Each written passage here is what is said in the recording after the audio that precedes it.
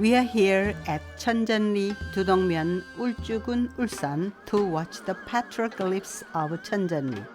This place is famous for its scenic beauty.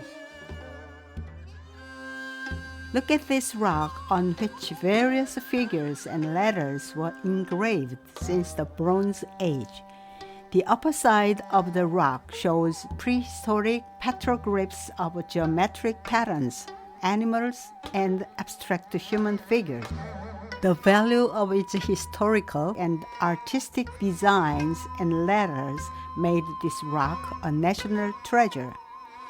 The drawings and letters engraved here are a time capsule that delivers us to ancient times thousands of years ago.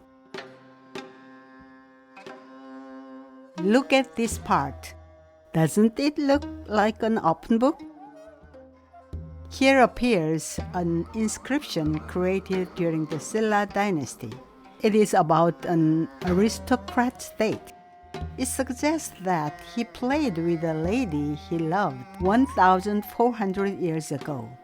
Today, we are going to use the inscriptions on the rock as a key to open the mystery of the Silla life. These 2 pages provide a lot of information we cannot identify in the history books we have now. It is a first-hand record of the events in the Silla dynasty. First, here is a Chinese passage on the left page, which scholars have deciphered like this. What on earth does it say about?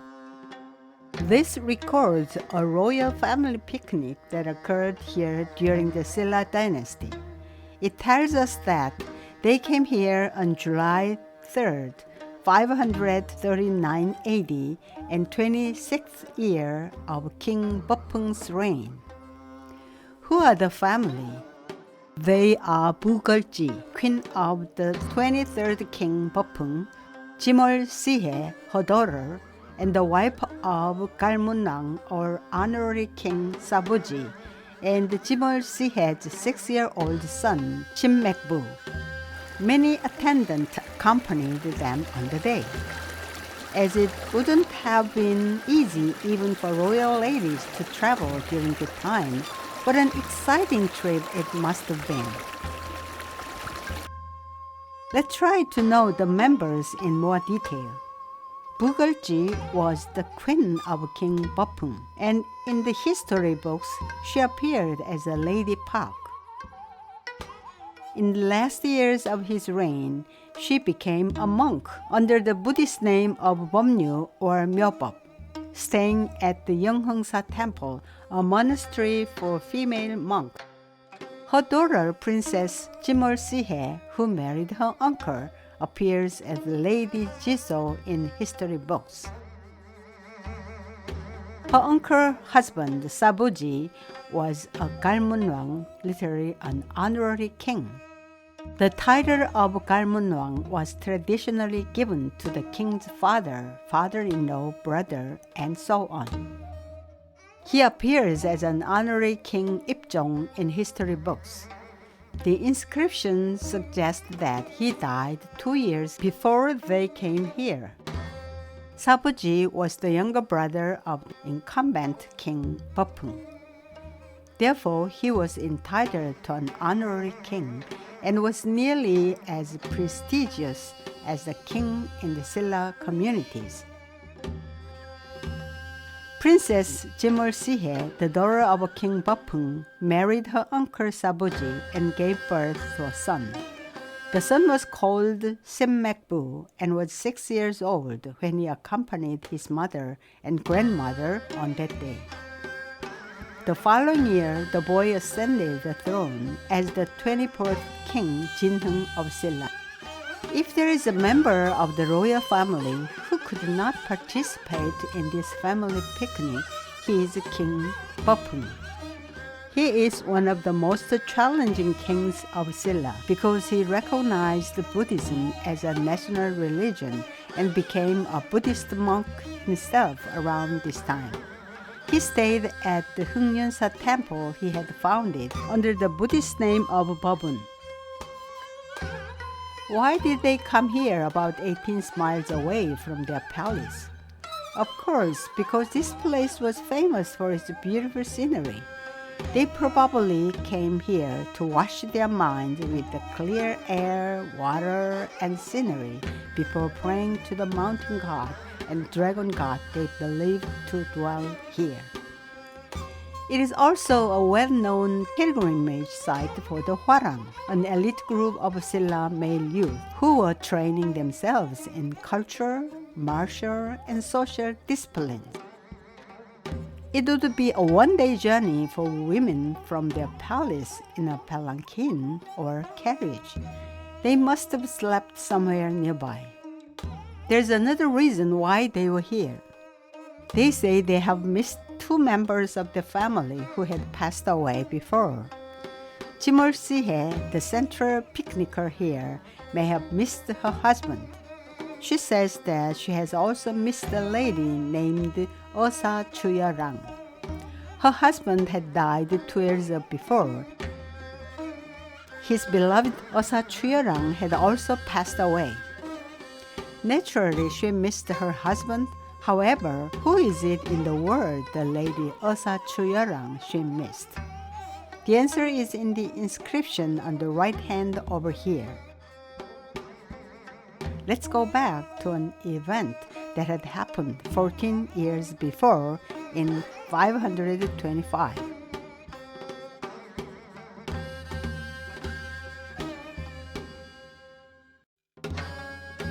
What's surprising is that Sabuji brought and played with the wonderful lady Osa Chuya-rang. What a fantastic date it was! They journeyed here 18 miles from the royal palace, accompanied by more than 6 men and woman servants at least. It would have been one of the most luxurious dates that had ever been. If the king's brother had been a man with such great power and wealth that no one dared compete with him, the lady he might have brought would probably be the most elegant and wise girl in the country.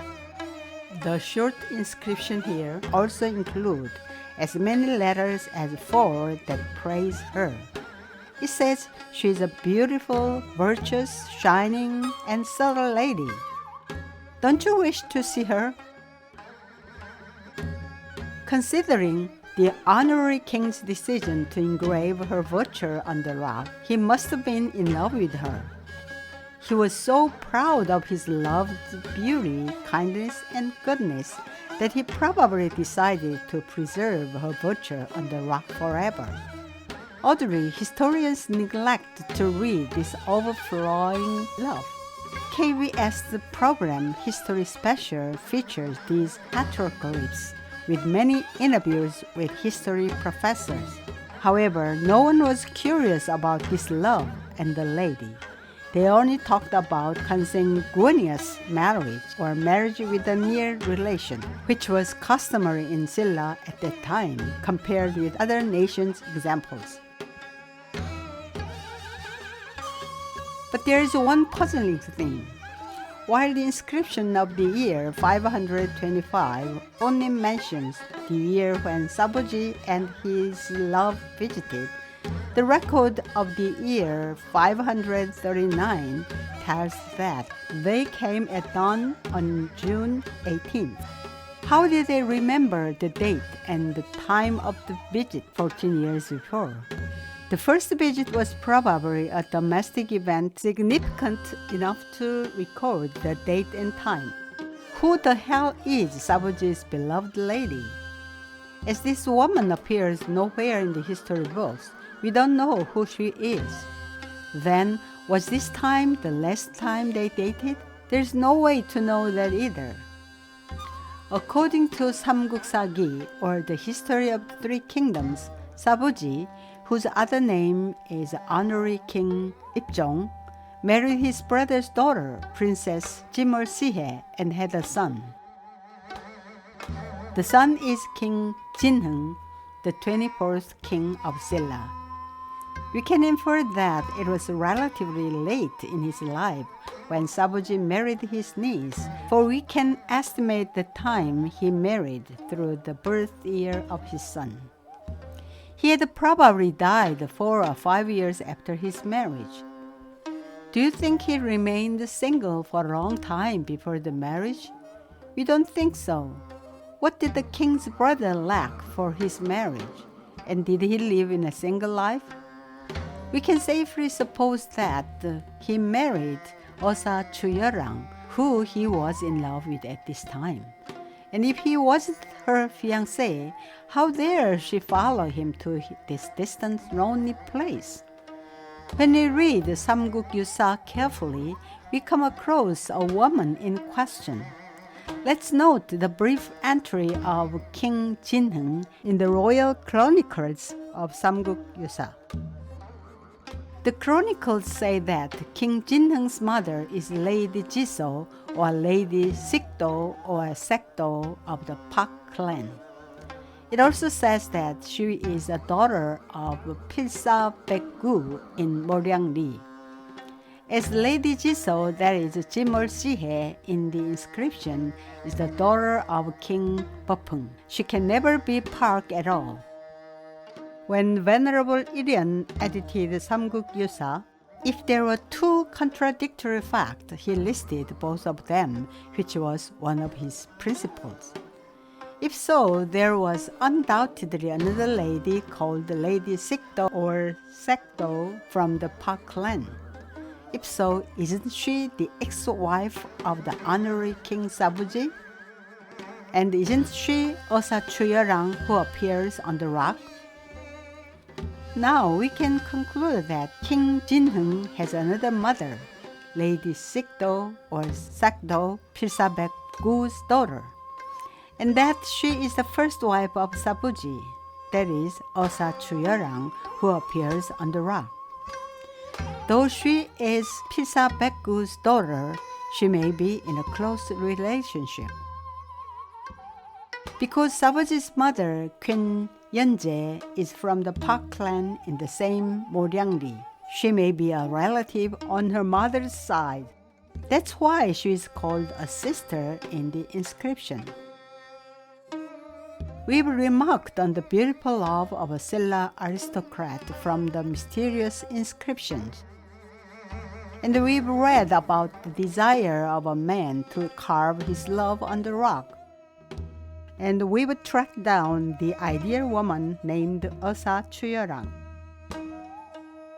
Even when Silla's history is all covered with a lot of secret, if there is a needle hole in it, we can see a fragment of the Silla life through that hole, shining, mysterious, and full of splendor.